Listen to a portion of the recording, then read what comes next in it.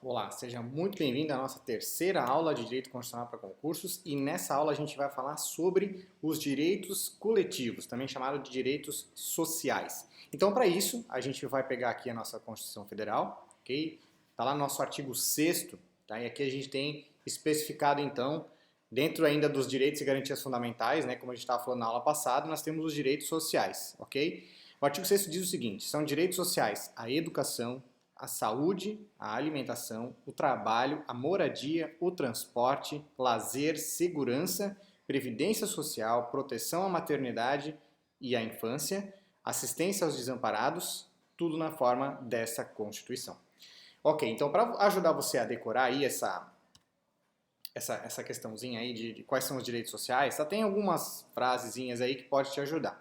Por exemplo, Edu mora ali, onde a gente teria educação, moradia e alimentação. Saul trabalha lá, onde a gente teria saúde, trabalho e lazer. E Assis prossegue preso. E aí Assis seria assistência aos desamparados, proteção à maternidade e à infância, segue de segurança, preso, né, de previdência social. Ok? Então, só um macetinho aí para ajudar você a fixar, né, decorar quais são os direitos sociais, porque eventualmente pode cair alguma questão que pergunte, né, quais desses não são direitos sociais ou quais desses são direitos sociais, e aí você sabe isso, tá? Tem uma outra também, um outro macetinho aqui que pode te ajudar, que é temos lápis demais, ok? Temos seria trabalho, transporte, educação, moradia e saúde, né? Então, mo de moradia, S de saúde, T de trabalho, T de transporte, né? São dois T's na verdade, E de educação.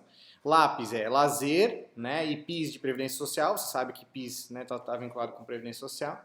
Demais é D de desamparados, M de maternidade, A de alimentação, I de infância, S de segurança, ok? Você tem que lembrar também que esses direitos são direitos de segunda geração, né? A gente falou sobre isso na aula passada, se você não lembra, dá uma retomadinha lá nisso aí, tá? São normas de eficácia limitada, normas de aplicabilidade imediata e impõem ao Estado uma obrigação de fazer. Isso aqui são aquelas questões que a gente viu lá nos direitos de segunda geração, que é o Estado que tem que fornecer, né, pro cidadão. Ele tem que garantir que o cidadão tenha acesso a esses direitos, tá? Então é uma situação onde tem uma obrigação de fazer com relação ao Estado. Tá?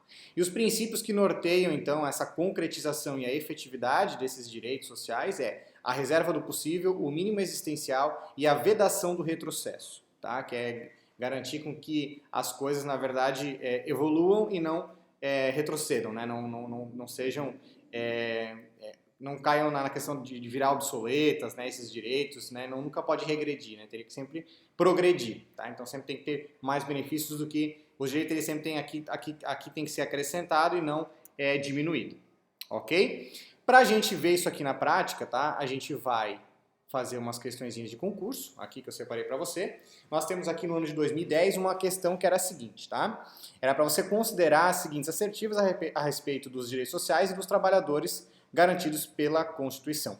Antes de a gente fazer a questãozinha, deixa eu só te explicar mais uma coisa aqui, que na sequência da nossa Constituição, nós temos o artigo 7º, que continua falando do capítulo 2 dos direitos sociais, e aqui infelizmente, você vai precisar dar uma boa lida, como eu falei lá do artigo 5º, nós também temos bastante incisos aqui, que são os direitos dos trabalhadores, tá? Urbanos e rurais. Tá? Além de outros que visam a melhoria da sua condição social. Então nós temos aqui a relação de emprego protegida, o seguro-desemprego, fundo de garantia do tempo de serviço, salário mínimo, piso salarial, irredutibilidade do salário, salvo disposto em convenção ou acordo coletivo, isso é importante, tem uma questão de concurso que pergunta isso, tá? Então o salário, via de regra do trabalhador, ele nunca pode ser reduzido. Porém, se houver um acordo coletivo ou uma convenção, né, que pode ser feita lá com o sindicato da categoria, o salário pode sim ser reduzido.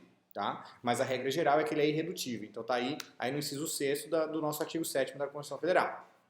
Garantia de salário nunca inferior ao mínimo, tá? Isso é uma garantia constitucional para os que recebem remuneração variável, né? 13º salário com base na remuneração, remuneração do trabalho noturno, proteção do salário na forma da lei, participação nos lucros, salário família, duração do trabalho normal, jornada de 6 horas, repouso semanal remunerado, remuneração de serviço extraordinário superior, gozo de férias, licença gestante, licença paternidade, proteção de mercado de trabalho da mulher, aviso prévio proporcional, redução dos custos inerentes ao trabalho, né, onde envolve a questão de higiene e segurança, adicional de remuneração para as atividades penosas e insalubres, né, que é a questão da insalubridade.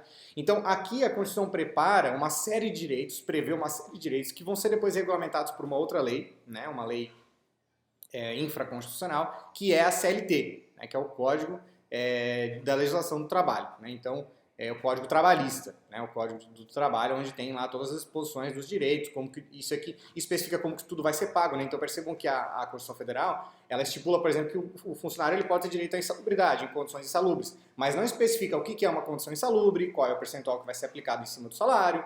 Esse tipo de coisa, tudo vai ser definido depois numa lei posterior. Tá? Essa é a essência, né, a ideia, aquela questão que a gente estava falando lá do núcleo essencial, né, nas aulas anteriores, com relação justamente a isso, tá? Com relação a isso ser regulamentado depois, a ser complementado por leis posteriores, ok?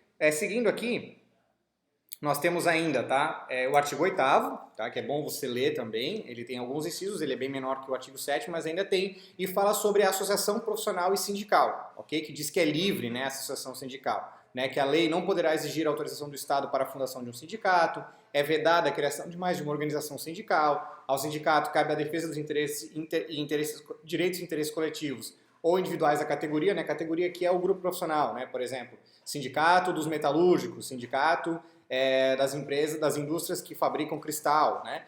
Tudo tem uma categoria, né, de empresários, né? Por exemplo, os profissionais que trabalham com processamento de dados, né? Tem uma categoria, então a categoria é essa, ok? Assembleia Geral que vai fixar a contribuição, ninguém será obrigado a filiar-se ou se manter filiado ao sindicato, é obrigatória a participação dos sindicatos nas negociações coletivas de trabalho, que a gente inclusive falou sobre isso um pouco antes aqui, né? Que é a questão da redutibilidade do salário, então só pode ser negociado nessas questões de sindicato. O aposentado filiado tem direito a votar, é vedada a dispensa do empregado sindicalizado, a partir do registro da candidatura, cargo de direção, representação sindical, etc. Então, aqui tem o artigo 8º, que é bom você dar uma lidinha.